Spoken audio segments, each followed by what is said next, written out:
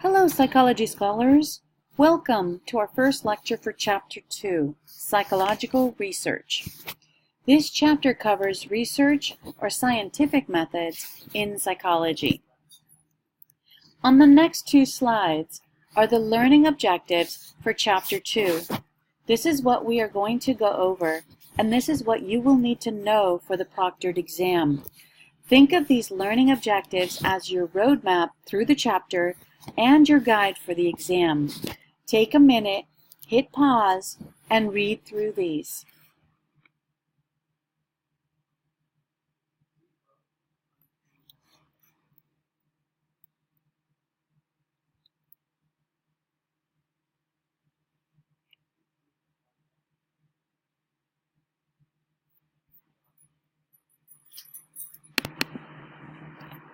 In this video, we will focus on understanding how science works and understand scientific ways of reasoning. Understanding how science works and the nature of scientific knowledge has been seen for decades as important to the scientific literacy of the general public. Scientific literacy can no longer be reserved for scientists alone, because non-scientist members of our society are and will continue to be confronted with personal and public policy decisions that involve science. This demands a working knowledge of what science is, how scientific knowledge is developed, how to distinguish pseudoscience from valid science, and the limitations of science.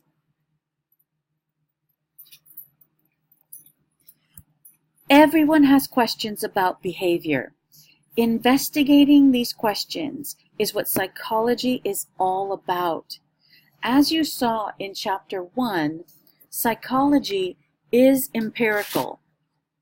Psychologists are committed to addressing questions about behavior through formal, systematic observations. This commitment to the empirical method is what makes psychology a scientific endeavor. We use the scientific method to investigate questions both systematically and empirically. So why is there a need for psychological science? We cannot rely solely on intuition and common sense. Intuition and common sense will more often than not guide us in the wrong direction. As you will see over the course of the semester, the research evidence often contradicts what we think should happen. We also make judgment errors. We will cover the following errors in more detail in the thinking chapter. We are very good at looking back at events and stating that we knew that outcome would happen. Sometimes we do know, but most of the time we really are not as sure as we are after the fact. This is called the hindsight bias. We are also confident in our beliefs and in ourselves. How many of you have ever taken a test that you were sure you knew the material for, only to get results that were less than satisfactory? This is called the overconfidence bias. Another error we make is the confirmation bias. We tend to look for evidence that confirms our beliefs rather than looking at or examining evidence that disconfirms our way of thinking.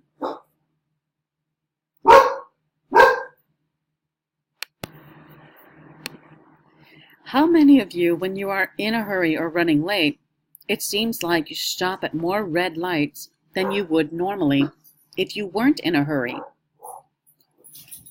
We tend to think this because we don't really count or notice the number of red lights we stop at when we're not in a hurry. We only notice the red lights when we're running late or feeling frustration. We also use confirmation bias when we become polarized and entrenched in our political views. We only listen to or for our own points of view rather than listening to the other side. These are some of the errors in judgment that we make. As you can see, our thinking is not flawless, and so we need science to help us reduce the likelihood of making errors. Scientific inquiry can help us sift reality from illusion. The scientific method is a way for us to determine facts and control the possibilities of error and bias when observing behavior. We will talk about the scientific method in our next video lecture.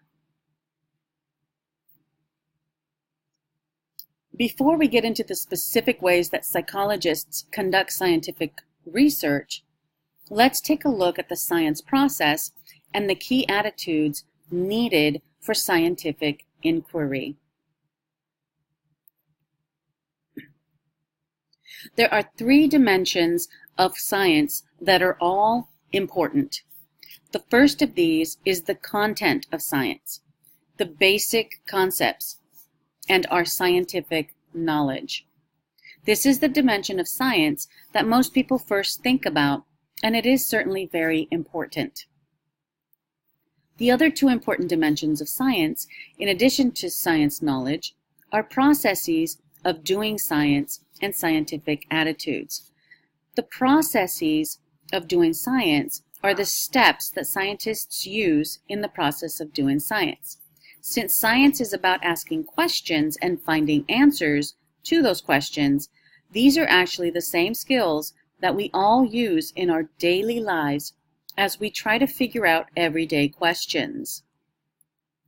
The third dimension of science focuses on the characteristic attitudes and dispositions of science.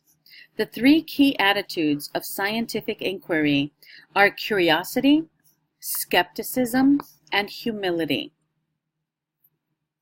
Underlying all science is curiosity, a passion to explore and understand without misleading or being misled. It's always asking new questions. An attitude of skepticism is essential to the scientific endeavor. Continually questioning of ideas and results is a way of overturning long-held assumptions and uncovering new ideas. Not accepting a fact as true without challenging it. Seeing if facts can withstand attempts to disprove them. Putting scientific attitude into practice not only requires curiosity and skepticism, but also humility, because we may have to reject our own ideas. Having an awareness that we can make mistakes, seeking the truth rather than trying to be right. A scientist needs to be able to accept being wrong.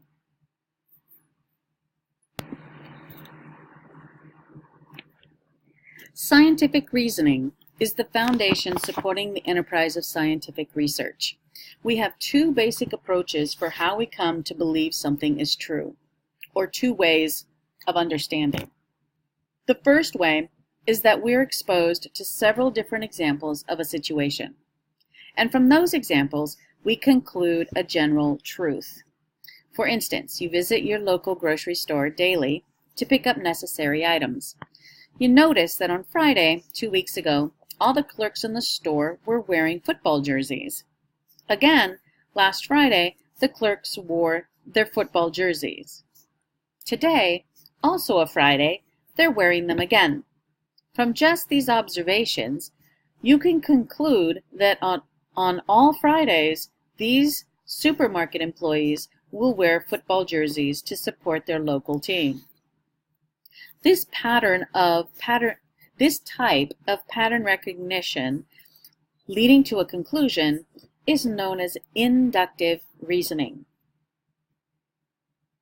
Knowledge can also move the opposite direction. Say that you read in the news about a tradition in a local grocery store where employees wore football jerseys on Fridays to support the home team. This time, you're starting from the overall rule, and you would expect the individual evidence to support this rule. Each time you visited the store on a Friday, you would expect the employees to wear jerseys. This case of starting from the overall statement and then identifying examples that support it is known as deductive reasoning. Let's take another example. Imagine that you ate a dish of strawberries, and soon afterward, your lips swelled. Now imagine that a few weeks later, you ate strawberries, and soon afterwards, your lips again became swollen. The following month, you ate yet another dish of strawberries, and you had the same reaction as before. You are aware that swollen lips can be a sign of an allergy to strawberries. Using induction, you conclude that more likely than not, you are allergic to strawberries. Inductive reasoning can never lead to absolute certainty. Instead, induction allows you to say that, given the examples provided for support, the claim, more likely than not, is true. Because of the limitations of inductive reasoning, a conclusion will be more credible if multiple lines of reasoning are presented in its support. Inductive reasoning has its place in the scientific method. Scientists use it to form hypotheses and theories. Deductive reasoning allows scientists to apply the theories to specific situations.